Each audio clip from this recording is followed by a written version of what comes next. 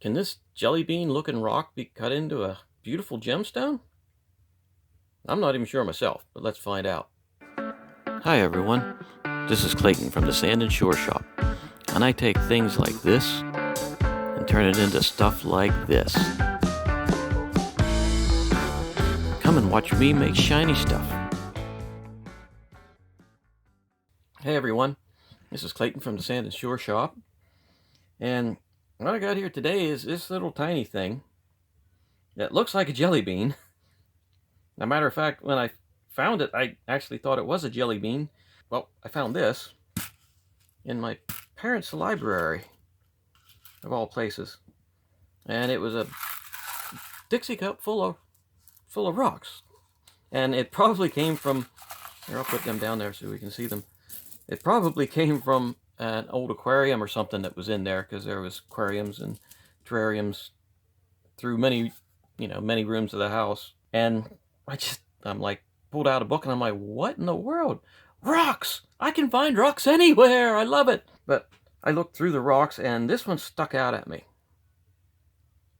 And when something jumps out at me, there's usually a reason for it. And most of the time that reason is it's saying, cut me into a stone! So that's what I'm going to cut today. So let me get this cleaned up. I'm not going to try to snap my fingers because I don't know where these rocks might end up. Okay, we got the jelly bean rock right here. Sorry I can't get much closer because I lose all the color in my camera if I get too close.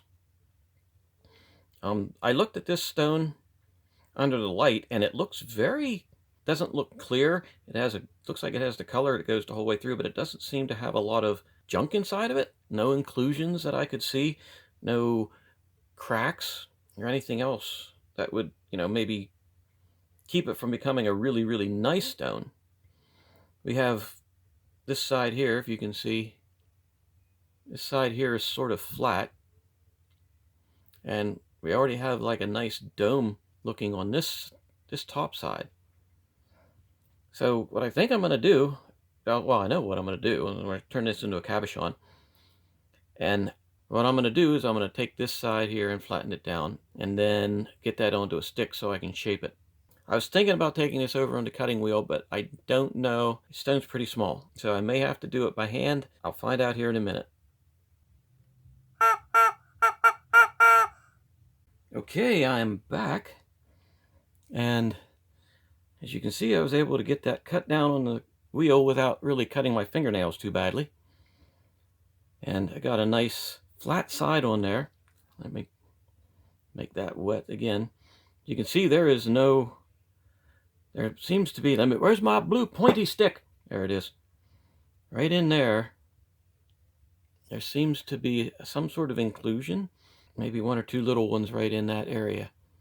But apart from that, it seems to be a very clear stone. So I'm going to have to put this on a dop stick. A tiny, tiny dop stick. And see if I can get that thing shaped into a stone. If this stone turns out as nice as I think it might be able to put this into a ring. So I'm going to take and put this on a dop stick right now, and we'll get going with this thing. Alrighty, I got this stone on a dop stick, and I'm using a very, very tiny dop stick for this. And I decided to use the wax. Like I said, if this stone turns out nice, I might put it into a ring, so I will have to be very, very conscious about having the bottom of this stone perpendicular to this stick, because if I want to get it round or a perfect oval shape for setting into a ring, then I will have to be very meticulous about how I do this. It's not just like picking up a rock to make a shiny. So next thing I'm going to do is I'm going to take this over on the cutting wheel and give this baby a shaping. Okay, I'm back. And that did not take long at all. We've got ourselves a fairly nice, let me see if you can see, it's roughed in pretty nicely. It's got this color that, I don't know, there's oranges and sort of a grayish color in there. and I think it's pretty.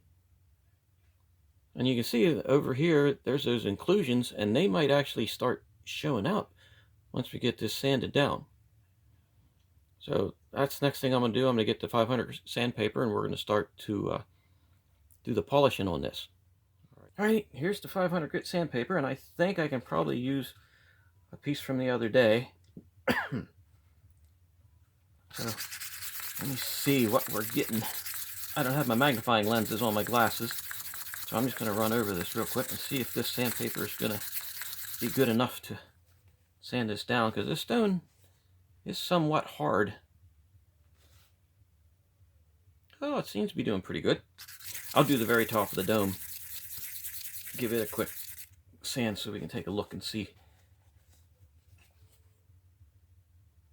Well, yeah, I'm going to get a better piece of sandpaper because this stone is a little bit harder than I thought, even though it's small.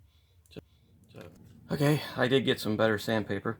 That piece I had was working, but it wasn't working exceptionally well. So I'll continue to work on this stone. It's not going to take very long. This is going to be a easier polish. All right. I've gotten all the cut marks out of this stone, and it's time to move on to the next grade of sandpaper. We'll see if we can polish this shell up to a nice... This is a stone, not a shell!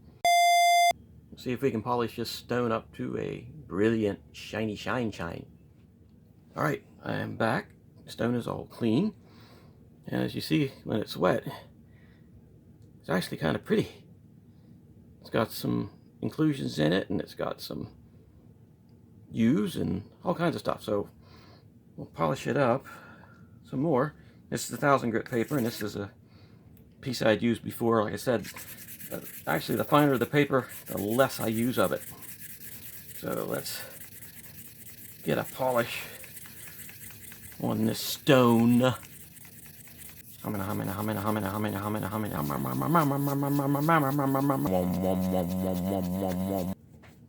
Alrighty. Oh, yeah. That's actually polishing up very nicely. Look at that. I don't know why I keep drifting off like that, but that's looking pretty good. Even from the side, that's got some nice color. It's semi-clear. There's some stuff, inclusions. Stuff. I like to call it stuff. There's some stuff in there that might give it some character. Get this polished up, it may even be more clear. So I'm going to take this over onto the cerium oxide wheel, and we'll see if we can polish this up, and we might even be able to identify this one. But I shall be right back. Well, I'm back, and this stone, I mean, look at this. This stone is absolutely gorgeous. It's got a super high glass polish on it. Bring it up maybe a little closer, trying not to lose the color. See if it's focusing. It's got a super high glass finish. There's a few little inclusions. It's not clear, it's translucent. Like I said, it's got a few little inclusions, and the color is very subtle. I mean, there's a lot of different plays of color on this thing.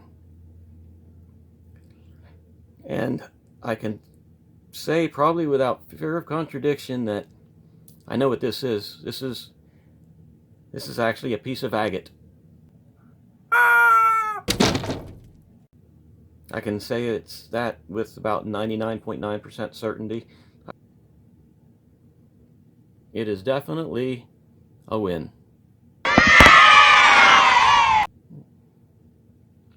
Here, let me take it off the stick. That was pretty easy. The wax doesn't want to come off.